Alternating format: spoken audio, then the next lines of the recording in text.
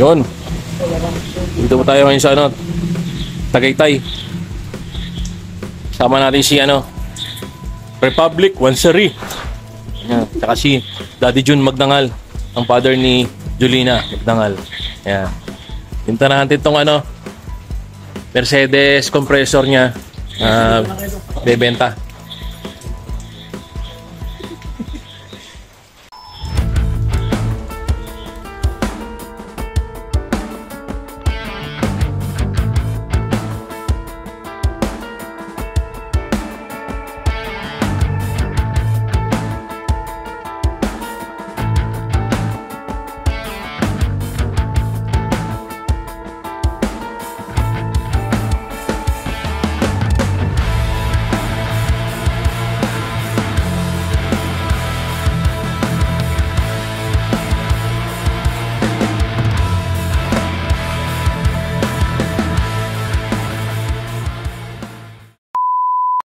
Ang lawak ng engine bay, no?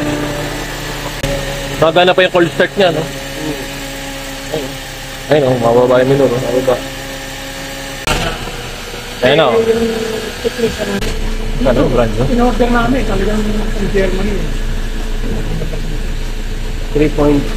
3.5 yata. 3.5. Ito kasi yung model na to sa mga in-demand. Oo, yung compressor. Kaya lang, kasi sastra na kayo memory rin. Mag-iba na kami na parang natin kaya na yung dito may mga install na i-update yung aircon, tapos check yung electrical. Yun naman yun. Siguro paano yun. Ipapaayos na yun.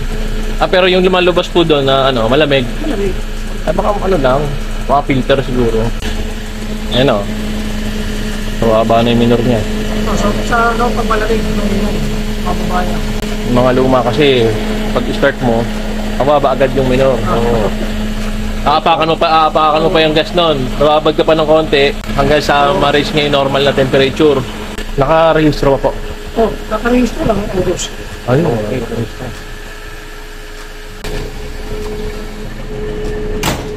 Yun, oh. Malabas pala yung ano niya, no? Pagka hinila mo doon, malabas yun.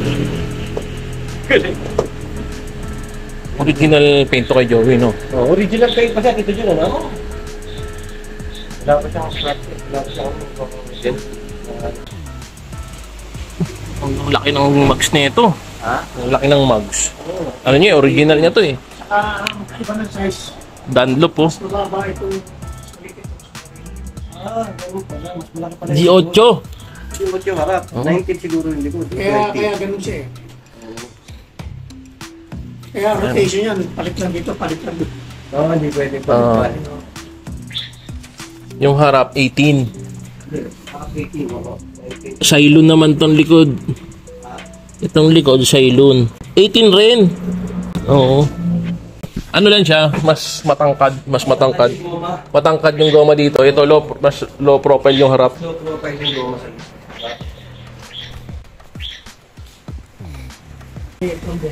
Hindi na. Naka-electronic mo ba yung open mo? Dati, oo eh. Sinabi ito yung battery. Sa likod ng battery. Galing ano. Isipin mo, ang lawak na nung engine bay. Nandito pa rin sa likod yung ano. Eh, ang laki oh. 3SM yung battery. Tsaka dito. Makina kasi, laki ang makina. Storage. Oo, gandun. Pag nag-grocery ka na, puno-puno. Oo, ano. Mapuring movies na tao, tinatago sa... Yung Corolla hanggang dito lang eh. Ayan o. Siya hanggang doon sa dulo. Pero dito, ang haba. Sa loob, maganda ang upuan, malaki pa rin. Talaga, mahaba talaga siya. Ayun, nagana pa rin yung ano. Tawag dito. Tawag sa ilaw na ganyan. Ano? Ito. Ayan. Meron siya yan. Medyo madilim. Ayan.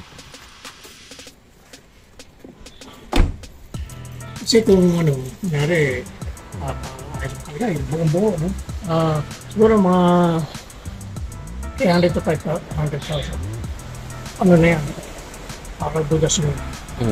Hindi ko na ako, kung pagagawa ko pa, hindi na namin kaya maintain eh. Malaki na yung sasakyan namin. Tsaka dito kasi maro-road widening kami. Dito ganun naman. Mawawala kami ng bayaran. Tatama. Oo, tama. Ito. Ganun pala yun. Kahit property nyo? Oo, tapos binabarat pa. Binibili pala. Oo, binibili pala. Binabarat, oo. O hindi kayo makapalag nun pag ganun. Sinabing sa batas yung tawag dito, yung doon eminent domain. Pag sinabi ng gobyerno, kukunin namin to. Sana makakapag-negotiate ka, no? Makuha mo to 6,000 per square meter. Bibili lang sila 1,500 per square meter. Tapos gusto nila, ang mangyayari pa, imaminus lang sa anyar. Lako po, hindi ka babayan ng tax. Loko, no? Ito, madadali to. Magiging garahe namin, pag isa na lang. Tama-tama na lang yung van. Wala na rin mawawala na yung memory nila. October na lang. Yun pa rin yung nagkatuluyan ng buyer. Yung Koreano ba yun? O Chinese? Iba na Chinese. Chinese. Parang gusto yata niyang gawing staycation. In uso ngayon yan eh. Mga ganyan. Nauso. Kabi. Mga campsite. Usong-uso ngayon yan. Sa Facebook. Staycation. Kung maghanap ng malaking lote, gagawin campsite. Uso ngayon.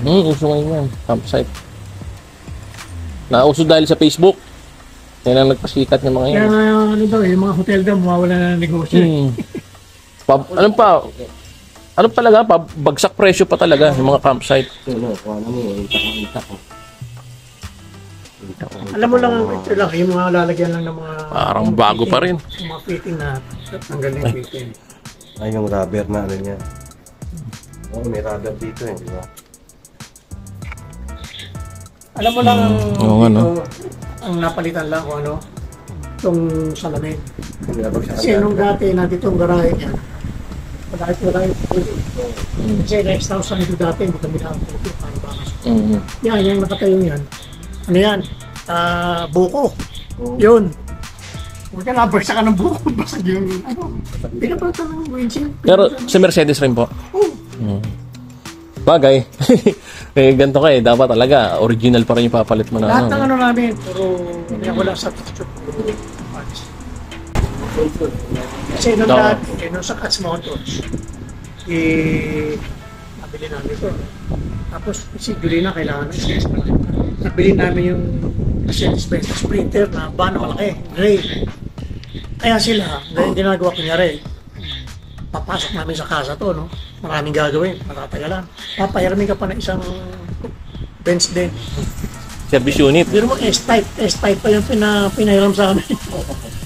Kaya lang, nung hindi na Cats Motors, iba na. Maghihigpit na sila. Wala nang pinapahiram.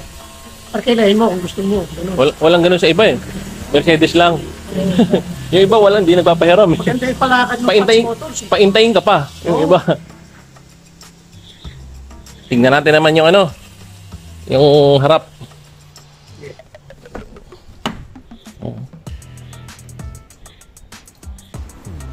Okay, yung sound sa ito. Maganda yung sound.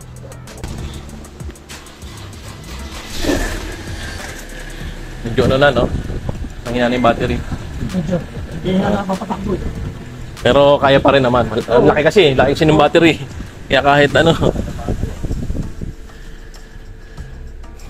Yan yung odometer niya. 93? 93,000. Oo. All working naman.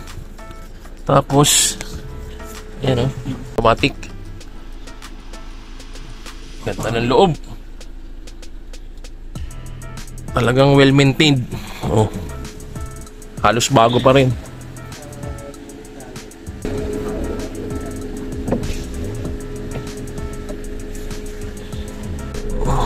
Testing nga natin. Ayan o. Okay. Magana. Okay.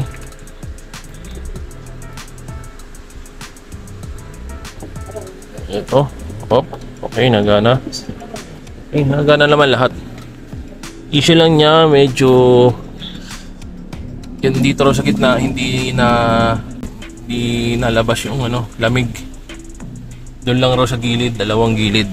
Ito.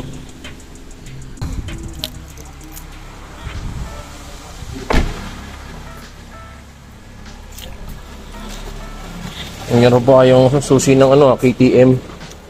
Hindi, ano yan. Kasi nga, di ba, hindi nga gumana yung nag-report na suso. Pinaduplicate ko to. Ito susi niya eh. Duplicate lang pala yun. Oo. Pero KTM, yung pang motor yun. Yung susi niya. Mag-emergency. Okay. Kunyari, hindi gumana yung ito ginagamit. Ngayon, pinaduplicate ko to. Walang kamuka. Ito na ako. Diyan ko pinagawa. Sa ano ng ano, KTM. Okay. Kaya pagka may lalagay kami yung mga pinamili, i-roll lang itong plastic para hindi matuloy. 2007? 2007. Mercedes-Benz compressor. E200 compressor. E200. Yan. First owner.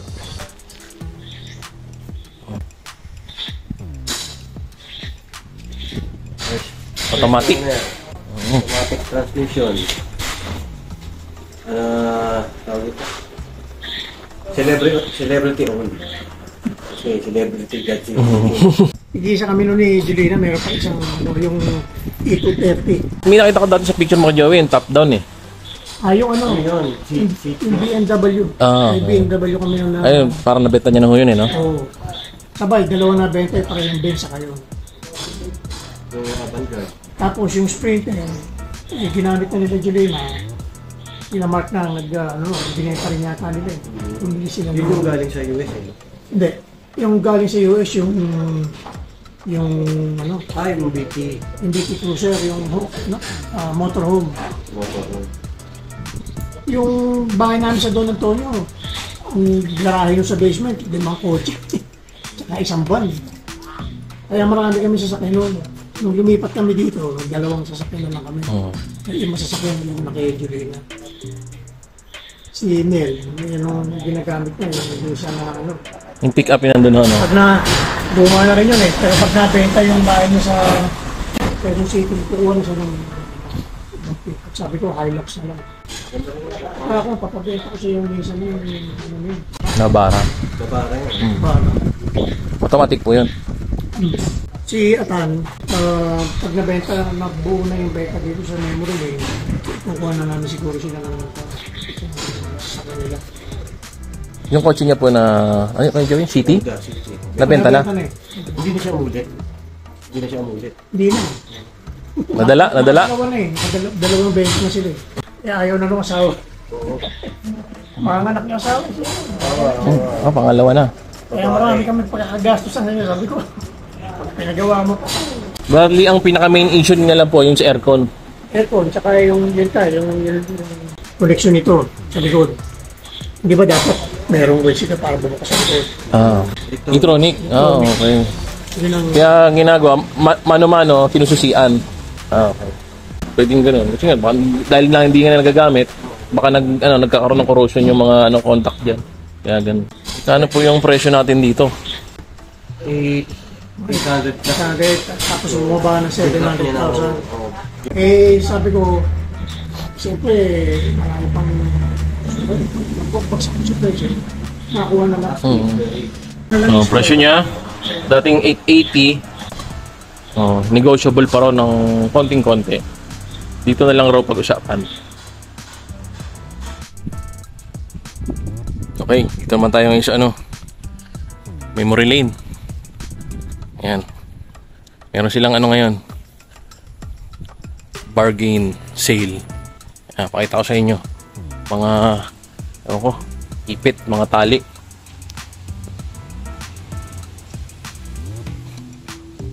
Ito. Ayan items ni Julina. Sale, naka-sale to. Dating 110, 20 pesos na lang. Ayan. Ito. Kano? 10? Dating 55, 10 pesos na lang. Ayan Tapos, ayan 10 na lang. 10 pesos na lang. Julina's Fashion Gallery. Tapos, ito, 20 pesos. Ano ba to? Mga palawit sa cellphone ata to. Oh, yan oh. 20. Oh, 20 pesos na lang. Quintas. Ano pa ba dyan? Tignan pa ba natin? Ibang makikita dyan. Ito ano ba to? 20. 10 lang. 10. 20. Oh, ito maganda oh. Ayan. Kano? 20 lang oh. 20. Dating 85. 20 na lang. Okay. Ito yung loob. Parang hindi po pasabay ba? May yung order siya doon, papadala din natin yung order dito. Ano yung kasalanan doon?